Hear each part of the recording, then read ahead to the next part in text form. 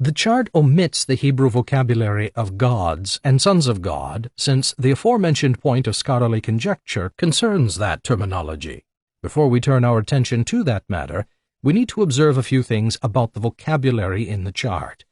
The significant uniformity of the terminology, even in translation, shows that a number of Second Temple Jewish writers preserved the nuancing of Old Testament terminology. There are exceptions, though. The Septuagint translators rendered holy ones, kedoshim, in Deuteronomy 32:2 and Job 5:1, with angeloi, angels. The translation isn't unexpected, since plural holy ones in God's presence suggests the heavenly host. Something similar occurs in the book of Daniel, where watchers becomes angels in the Septuagint, whereas the Greek text of 1 Enoch is more literal, agrigoroi, watchers. The choice is perhaps explained by the fact that the watcher sent from heaven in the beginning of Daniel 4 to explain the dream is also called a holy one. Again, it is not surprising that a holy one sent to deliver information would prompt a translation of angel, since that was what angels typically did in the Hebrew Bible. It is difficult to know precisely what the translator of Job 33:23 was thinking in rendering Melitz, mediator, as 1,000 angels of death. In his study of the Septuagint angelology of Job, Gami offers a coherent, though not certain, explanation. It could be argued that the translator did not any longer conceive angels capable of being meletzim, spokesmen in behalf of men, as happens, for example, in the Book of Enoch. Such attack, however, would be in error, in my judgment. The translator may rather be recalling the prologue where the adversary, had diablos, the devil, is also a death-bearer in the sense that he bears intermediate responsibility for the death of Job's children. What is said in these verses, thus, more probably reveals the translator's taking into account the book as a whole. In the term thanatophoroi, death-bearing, he may be simply reiterating a role already assigned to one of the angels called the adversary earlier in the book. Gami takes note of other oddities in the Septuagint Job. The Septuagint occasionally renders angeloi on the basis of a Masoretic text that contains no obvious reference to angels. A comparative survey of the angelic terminology of the Hebrew Bible and the Septuagint shows that this phenomenon is wider than the book of Job. Of the 213 occurrences of the lemma malach in the Hebrew Bible, just over half refer to supernatural beings, angels, instead of humans, messengers. Most of the supernatural instances involve the angel of Yahweh. There are 10 instances where the plural malachim speaks of supernatural beings, all of which are listed in the earlier chart. The Septuagint uses angelos 292 times, 160 of which refer to supernatural beings. With respect to our focus here, the Septuagint uses a plural form of angelos when referring to supernatural beings 23 times, in addition to the 10 references in the chart. Rejection of divine plurality. Statistically, then, the Septuagint refers to angels as a group 3 times as often as the traditional Hebrew text. The higher count is partially due to the inclusion of books in the Septuagint that are not part of the Hebrew canon, but the canonical issue cannot completely account for the greater reference to angels, angeloi, in the Septuagint. In several instances, the language of divine plurality in the Hebrew Bible, references to gods via plural, Elim, or Elohim, or B'nai Elim, Elohim, was rendered with angeloi. What are we to make of this? Many scholars believe this indicates a rejection of divine plurality as part of a theological evolution out of polytheism toward a rigid, intolerant monotheism. The idea is basically assumed by scholars who write about Second Temple period angelology. Note, for example, Carol Newsom interprets Elim in the Dead Sea Scrolls as angelic. John J. Collins does the same when he writes of figures in the heavenly temple of Dead Sea Scroll material. These holy ones are also called gods, Elim, angels, spirits, and princes. Michael Wise devotes over 40 pages of analysis to how certain Qumran scrolls elevate the God of Israel above angels, even though none of the scrolls he discusses contains the term malachim, angels, but rather other terms of divine plurality. End note.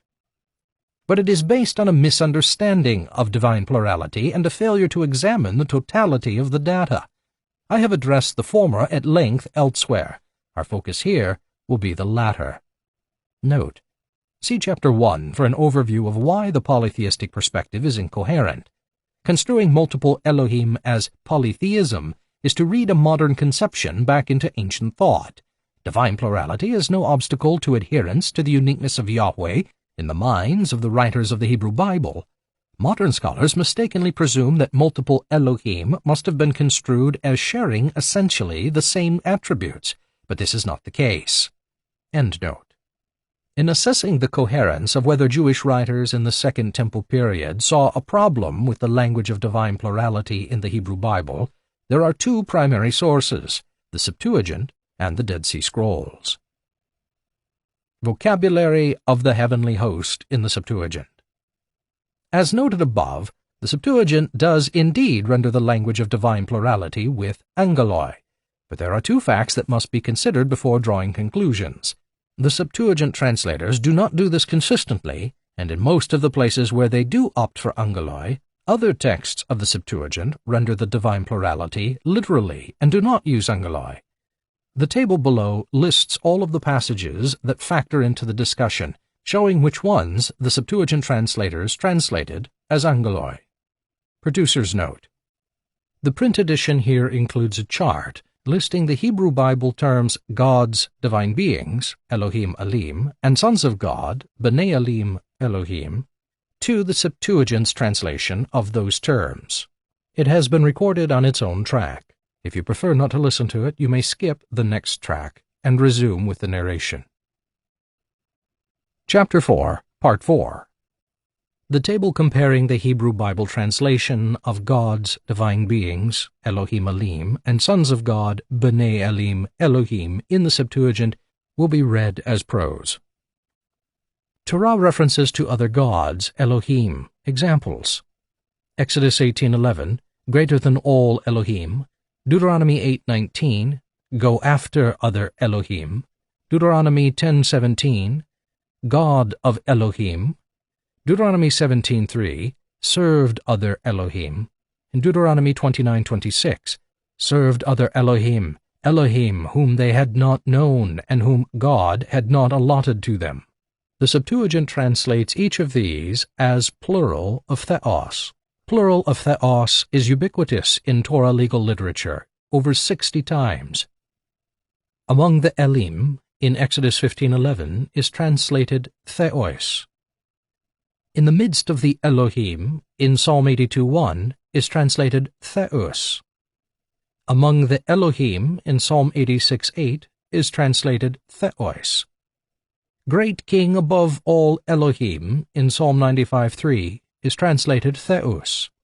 Feared above all Elohim, in Psalm 96:4, is translated theos.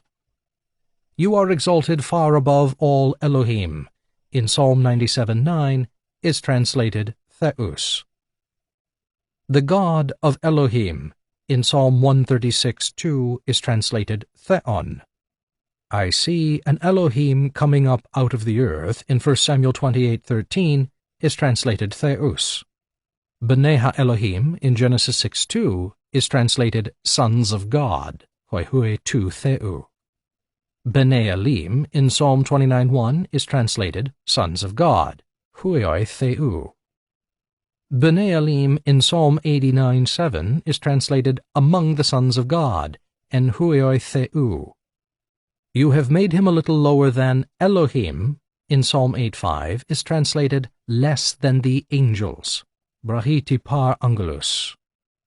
Worship him, all you Elohim, in Psalm 97:7, is translated all his angels, pontis hoi angeloi autou. B'nai ha-Elohim, in Job 1:6 and 2:1, is translated the angels of God, hoi angeloi tu theu. B'nai ha-Elohim, in Deuteronomy 32:8, is translated angels of God, angelon theu. Bow down to him, all Elohim, in Deuteronomy 32:43, is translated angels of God, angeloi tu theu. B'nai ha-Elohim, in Job 38:7, is translated all my angels, pontes angeloi mu. Before the Elohim I sing Yahweh's praise in Psalm 138:1 is translated, before the angels, Enuntion Angelon. End of chart.